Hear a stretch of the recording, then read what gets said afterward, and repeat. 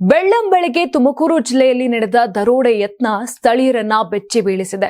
ಗುಬ್ಬಿ ತಾಲೂಕಿನ ಚೇಳೂರು ಗ್ರಾಮದಲ್ಲಿರುವ ಮಹಾಲಕ್ಷ್ಮಿ ಜ್ಯುವೆಲರಿ ಅಂಗಡಿಗೆ 4 ದರೋಡೆಕೋರರು ಸಿನಿಮೀಯ ರೀತಿಯಲ್ಲಿ ನುಗ್ಗಿ ದರೋಡೆಗೆ ಯತ್ನಿಸಿದ್ದಾರೆ.